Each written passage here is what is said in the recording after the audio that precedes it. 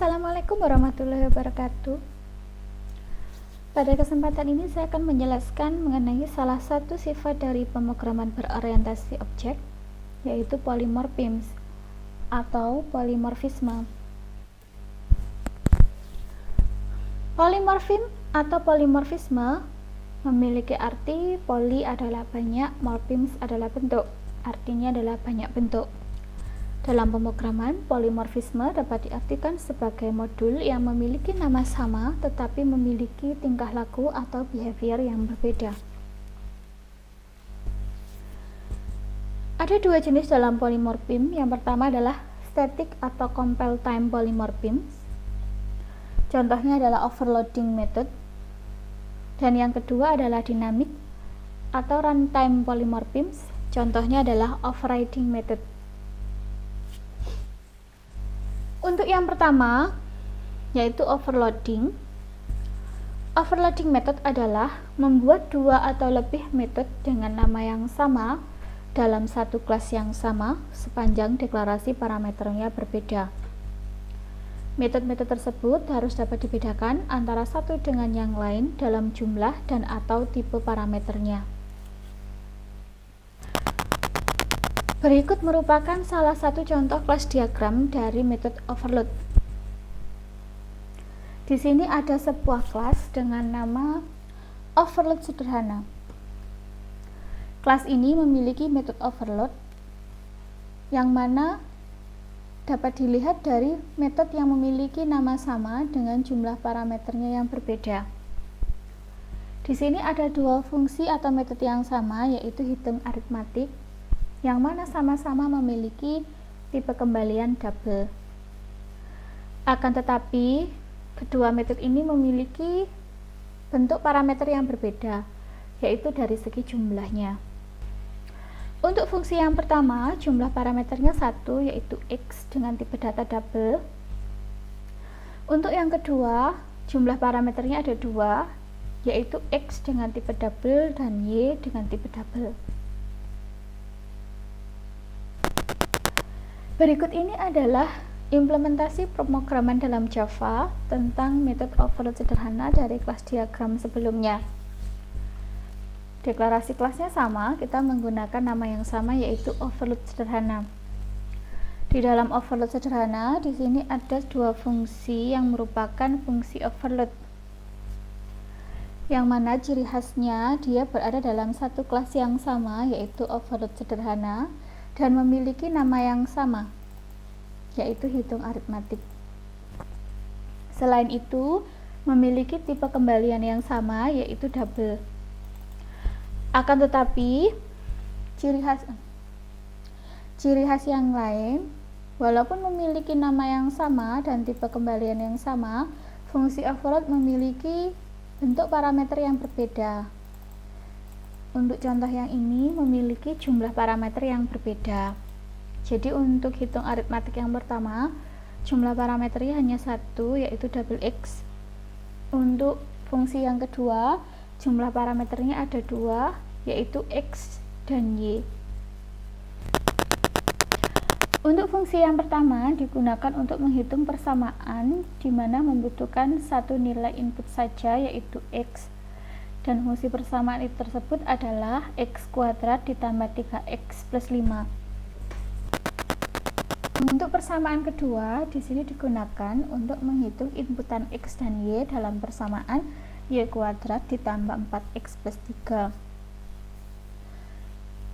Untuk mengetahui bagaimana hasilnya, kita coba jalankan terlebih dahulu, yang mana nilai A nanti itu merupakan nilai X dan B itu merupakan nilai Y. Kita coba jalankan terlebih dahulu.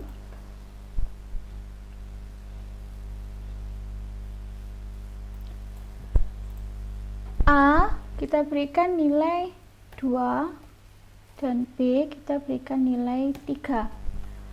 Kalau berdasarkan persamaan 1, A itu adalah X, saya berikan nilai 2, maka di sini 2 kuadrat yang hasilnya adalah 4 ditambah dengan 3 kali 2 yaitu 6 ditambah dengan 5, maka hasilnya 15.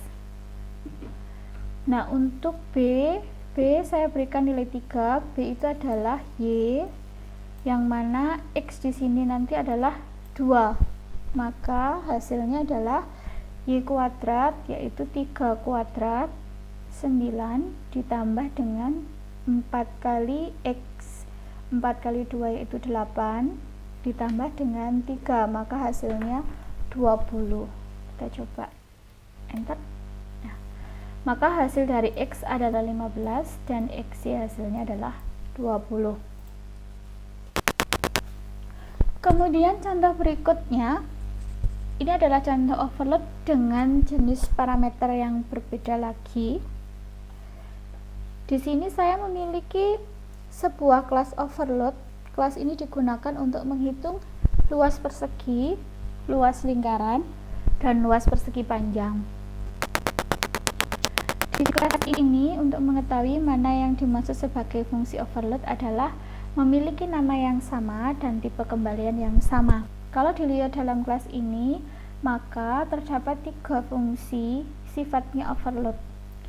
Di sini ada set sisi, set sisi, set sisi dengan tipe kembalian yang sama, void, void, void. Nah, maka ini bisa dikatakan sebagai overload selama bentuk parameternya berbeda. Kalau dilihat dari fungsi pertama dan fungsi kedua, ini dikatakan overload walaupun jumlah parameternya sama. Kita bisa melihat sisi lain selain dari jumlah, yaitu tipe parameter yang berbeda. Dilihat dari fungsi pertama dan fungsi kedua, ini memiliki jumlah parameter yang sama, tetapi parameternya berbeda. Yang satu menggunakan integer, yang kedua menggunakan double. Kalau kita bandingkan lagi, yang pertama dengan ketiga atau yang kedua dengan ketiga, ini juga berbeda di segi parameternya, yaitu dari segi jumlah. Untuk fungsi yang pertama, parameternya jumlahnya 1, untuk yang ketiga parameter jumlahnya 2. Untuk yang kedua, parameternya jumlahnya 1 dan yang ketiga jumlah parameternya 2. Maka ketiga fungsi ini sifatnya adalah overload. Berikut adalah kelas overload yang mengimplementasikan metode overload dengan 2 jenis bentuk parameter yang berbeda. Nah, fungsi overload bisa kita lihat di 3 fungsi berikut karena sama-sama memiliki nama yang sama, yaitu sesi, dan memiliki tipe kembalian yang sama, yaitu void. Nah, kalau kita lihat dari segi parameternya juga sama, di sini memiliki jumlah yang sama tetapi beda jenisnya, yaitu int dan double. Kalau kita bandingkan dengan fungsi yang ketiga, ini juga sama, maka memiliki jumlah yang berbeda dengan fungsi yang pertama dan fungsi yang kedua, sehingga kita bisa menyebutkan bahwa 3 fungsi ini sifatnya overload dengan syarat ketiga fungsi ini dalam satu kelas yang sama, yaitu kelas overload. Nah, ini kenapa harus dibuat berbeda? Karena di luas lingkaran kita ada sebuah variabel final, yaitu B dengan nilai 3,14. Maka karena dikalikan dengan bilangan pecahan, kita akan menggunakan nilai masukannya itu adalah berupa double. Sedangkan untuk persegi kita bisa memberikan nilai tanpa pecahan. Begitu juga dengan persegi panjang, kita bisa memberikan nilai tanpa harus dengan pecahan.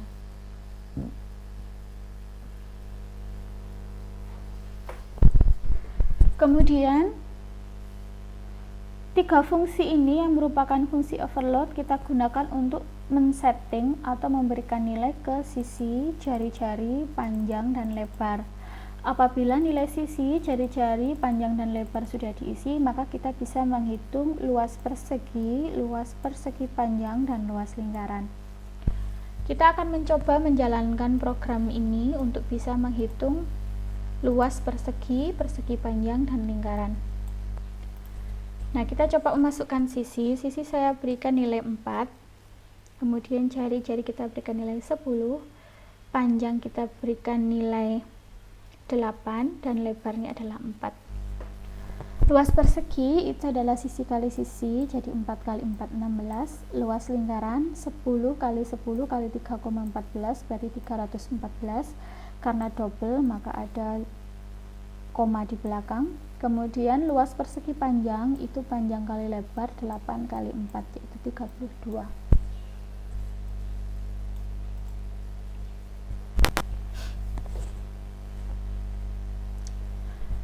Jenis polimorfim yang kedua yaitu overriding. Overriding adalah suatu kemampuan suatu subkelas atau kelas anak untuk memodifikasi data dan perilaku atau variabel dan fungsi dari kelas induknya. Proses ini akan mengubah data atau fungsi atau variabel atau fungsi dari kelas induknya. Tujuan dari overriding adalah mendefinisikan kembali metode kelas induknya secara total. Perubahan ini berupa perubahan fungsi tetapi dengan tipe parameter dan nilai kembalian yang tetap. Jadi nanti overriding ini memberikan kesempatan kepada kelas anaknya untuk merubah isi fungsi dari kelas induknya.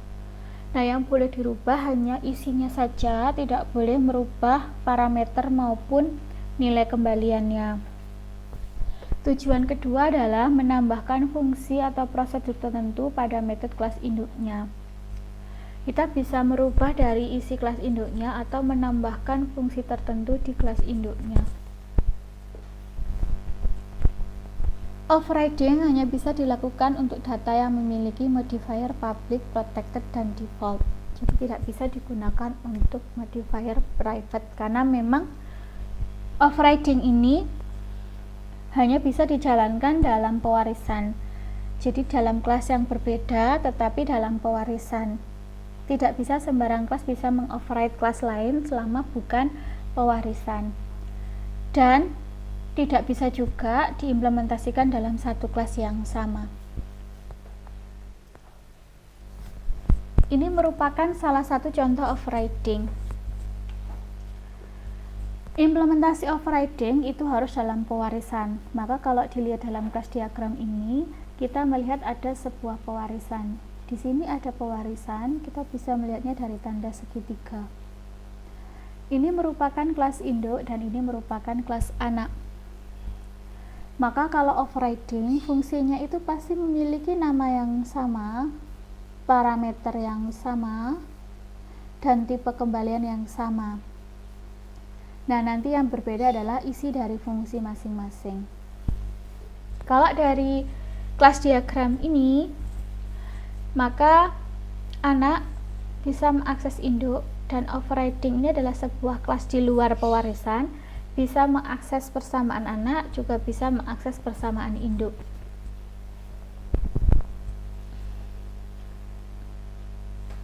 Pemanggilan dari persamaan anak ke persamaan induk itu menggunakan super, tapi pemanggilan overriding sederhana ke persamaan induk dan persamaan anak bisanya hanya menggunakan objek seperti biasa, karena tidak ada hubungan pewarisan.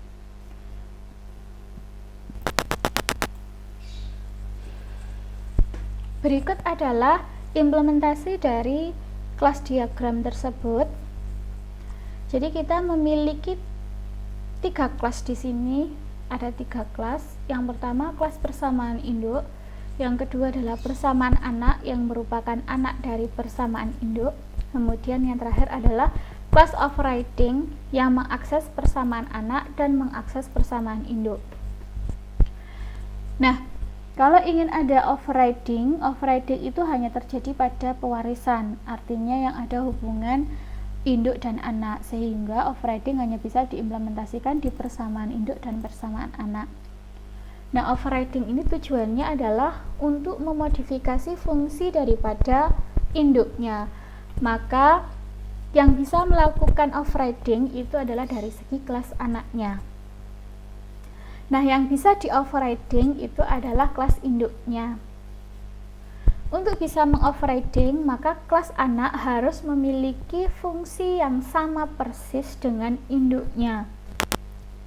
Pada induknya, di persamaan induk, di sini ada sebuah fungsi dengan nama hitung nilai yang memiliki Nilai kembaliannya adalah int dengan parameternya adalah x dan y dengan tipe int.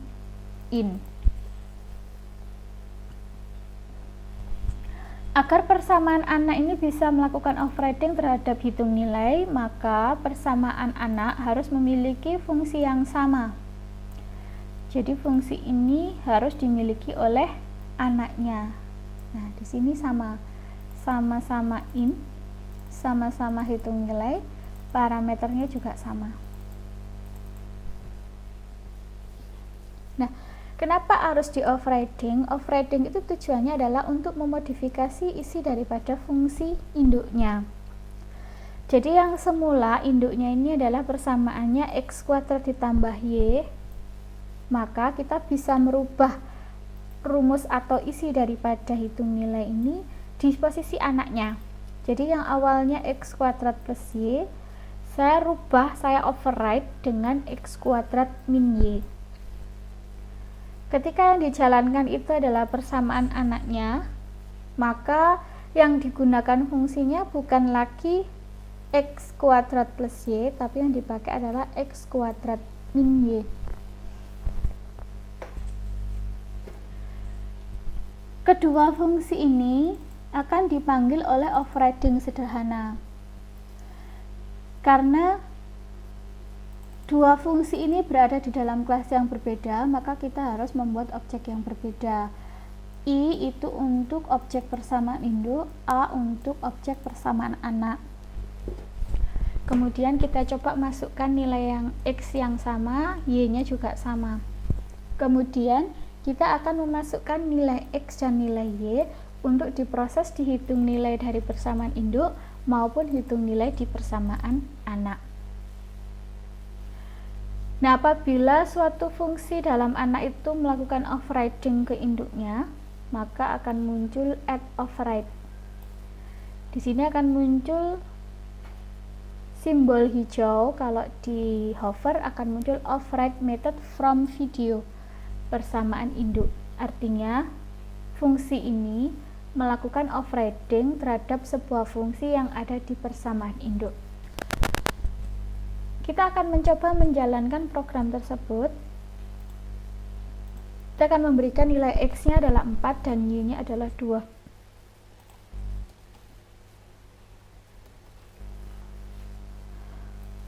Untuk persamaan induk, karena penjumlahan, maka 4 kali 4 ditambah 2 hasilnya 18. Kalau untuk persamaan anak, karena pengurangan, 4 kali 4 dikurangi 2, maka hasilnya 14.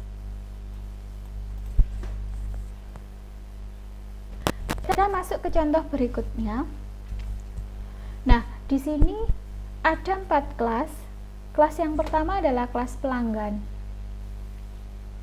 Kemudian kelas kedua adalah pelanggan silver dan kelas ketiga adalah pelanggan gold. Pelanggan silver dan pelanggan gold ini merupakan anak daripada kelas pelanggan. Kemudian ketiga kelas ini nanti akan saya panggil menggunakan main dari kelas overriding yang tidak memiliki hubungan pewarisan sama sekali dengan pelanggan gold, pelanggan silver maupun pelanggan. Nah, overriding itu hanya bisa dilakukan di pewarisan.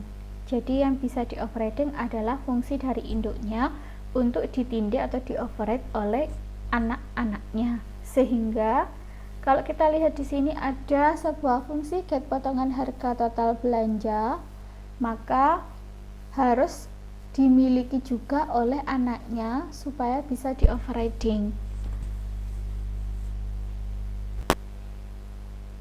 Berikut ini adalah implementasi dari kelas diagram tersebut. Di sini terdapat 4 kelas.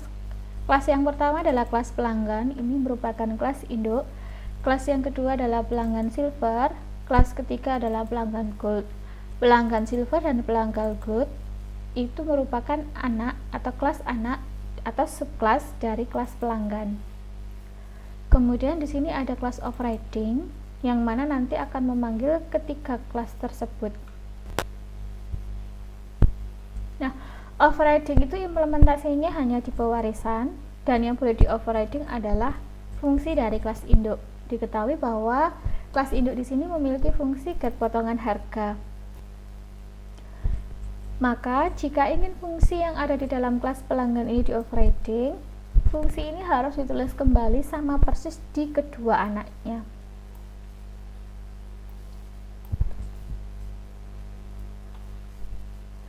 Overriding artinya fungsinya harus sama baik dari segi nama, dari segi tipe kembalian, dan dari segi parameter. Maka namanya harus sama. Kemudian tipe kembaliannya juga harus sama. Dan parameternya harus sama. Nah, dari overriding ini yang berbeda adalah isi daripada fungsi tersebut. Awalnya di kelas pelanggan ini, get potongan harga itu untuk menghitung harga beli pelanggan dengan cara mengurangi total belanjanya dengan diskon sebesar 5%. Nah, apabila di pelanggan silver, yang artinya pelanggan silver ini diskonnya lebih besar daripada pelanggan yang biasa, yaitu dengan menambahkan potongan harga sebesar 10.000 dengan diskon yang sama. Nah, pelanggan gold ini lebih beruntung lagi karena selain mendapatkan potongan, diskonnya juga lebih besar, yaitu potongan sebesar 10.000 dan diskonnya adalah 10%. Jadi dari ketiga fungsi ini, untuk fungsi induknya itu hanya dirubah dari segi isi fungsinya saja. Kalau dia di anak pelanggan silver, maka yang dirubah adalah dengan menambahkan potongan harga. Kalau untuk pelanggan gold, selain menambahkan potongan harga, diskonnya juga diubah dari 5% menjadi 10%. Ketiga fungsi dari masing-masing kelas ini yang saling overriding akan dipanggil di kelas overriding dengan tujuan untuk melihat perbedaan harga belanja dari masing-masing pelanggan untuk total belanja yang sama. Mari kita coba jalankan dengan memberikan nilai total belanja misalkan 100.000. Maka untuk pelanggan biasa, karena hanya dapat diskon 5%, maka belanjanya adalah 95.000. Sedangkan untuk pelanggan silver, selain potongan 5% yaitu 95.000, harus dipotong lagi 10.000, jadinya 85.000. Sedangkan untuk pelanggan gold, diskonnya adalah 10%, jadinya 90.000, dan ada potongan 10.000, jadinya 80.000. Berdasarkan penjelasan sebelumnya, maka kita bisa mengetahui perbedaan antara overloading dan overriding. Untuk overloading, metode ini hanya bisa digunakan untuk menambah fungsi metode baru. Overriding digunakan untuk implementasi khusus dari metode yang sudah disediakan oleh subkelas, artinya tidak menambah fungsi baru tapi merubah isi dari fungsi yang sudah ada dari kelas induknya. Nah, yang kedua, metode overloading dilakukan di dalam kelas yang sama, sedangkan overriding dilakukan di dua kelas yang berbeda, akan tetapi dengan syarat memiliki hubungan pewarisan atau inheritance. Yang ketiga, dalam hal metode overloading, parameter harus berbeda, baik dari segi jumlah maupun dari segi tipe parameternya. Untuk overriding, parameter harus sama, nilai kembalian juga harus sama. Untuk yang keempat, metode overloading merupakan contoh compile time polymorphism, sedangkan metode overriding merupakan contoh dari runtime polymorphism atau dinamis.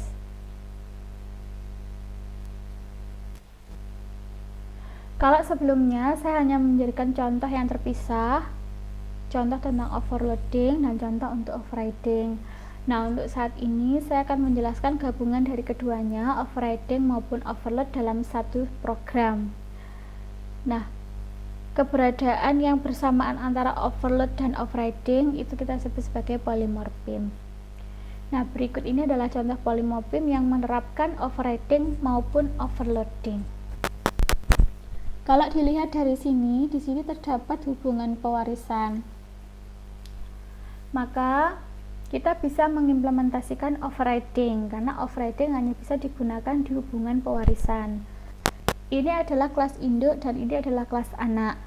Untuk overridingnya, maka dari kelas anak dia harus mengoverride fungsi yang ada di induknya. Di induknya di sini terdapat sebuah fungsi get potongan harga dengan satu parameter dengan tipe kembalian adalah double. Maka di dalam anaknya supaya bisa overriding harus memiliki fungsi yang sama, yaitu get potongan harga, namanya sama, dengan parameter yang sama, jumlahnya satu dengan tipe double, dan tipe kembalian yang sama, yaitu double. Nah, untuk overload itu terjadi dalam satu kelas yang sama, maka kita bisa mengimplementasikan di pelanggan silver, karena di sini sama-sama get potongan harga, sama-sama tipe kembaliannya double, tapi beda dari segi jumlah parameter. Untuk yang pertama, di sini jumlah parameternya adalah 1 dan yang kedua adalah jumlah parameternya 2. Nah, kelas polymorphism sendiri digunakan untuk mengakses kelas pelanggan dan juga kelas pelanggan silver. Berikut adalah implementasi dari kelas diagram tersebut. Ini merupakan sebuah kelas pelanggan. Kelas ini digunakan untuk menentukan harga beli dari pelanggan. Nah, di sini ada pelanggan biasa dan ada pelanggan dengan kategori silver. Untuk pelanggan, total belanja dari pelanggan itu dihitung dari total belanja yang dibeli dikurangi dengan diskon 5%. Apabila pelanggan itu adalah pelanggan dengan kategori silver, ada dua jenis potongan harga. Jika di hari weekday, maka diskonnya adalah 10%. Nah, kalau untuk di weekend, selain diskon 10%, pelanggan juga mendapatkan potongan harga sebesar 10.000. Untuk mengimplementasikan polymorphism, maka di kelas ini harus ada overriding maupun overloading. Overriding itu terjadi di dalam pewarisan, sehingga overriding hanya terjadi pada fungsi induk yang di-override dari fungsi anak. Pelanggan merupakan sebuah induk, sehingga fungsi dari pelanggan ini akan nantinya di-overriding oleh anak, di mana anaknya adalah kelas pelanggan silver. Maka kita harus membuat sebuah fungsi yang sama persis dengan fungsi di induk untuk bisa mengoverriding pelanggan. Nah, di sini adalah sebuah fungsi yang sama persis dengan fungsi induk. Karena ini adalah statusnya pewarisan, fungsi ini seolah-olah melakukan penindian atau overriding terhadap fungsi induk. Dilihat dari nama, tipe data, dan tipe parameter itu sama.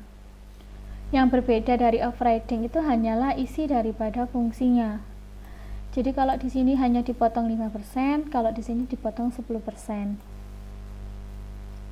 Sedangkan overloading itu hanya terjadi dalam satu kelas yang sama, maka tidak bisa berlaku jika dua kelas yang berbeda antara pelanggan dengan pelanggan silver.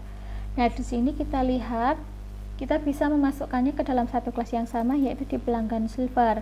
Di sini ada dua fungsi yang sama, tipe kembalian yang sama, tetapi berbeda dari segi parameternya. Untuk fungsi yang pertama hanya satu parameter dan fungsi yang kedua ada dua parameter dengan menambahkan variabel potongan di sini. Maka overriding itu terjadi antara kelas pelanggan dengan kelas pelanggan silver, yang mana metodenya adalah get potongan harga tanpa potongan, dan di sini juga get potongan harga. Sedangkan overload itu terjadi dalam kelas pelanggan silver, karena overload hanya terjadi dalam satu kelas yang sama, yang mana overload terjadi di fungsi get potongan harga dengan parameter total belanja dan fungsi get potongan harga dengan parameter total belanja dan potongan. Nah, ketiga fungsi ini nantinya akan dipanggil di dalam satu kelas, yaitu polymorphism.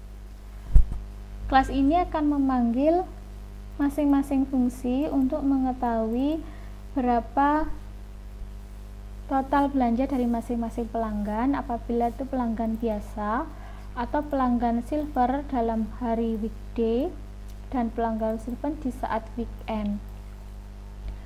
Nah, kita coba masukkan dengan total belanjanya adalah 100.000.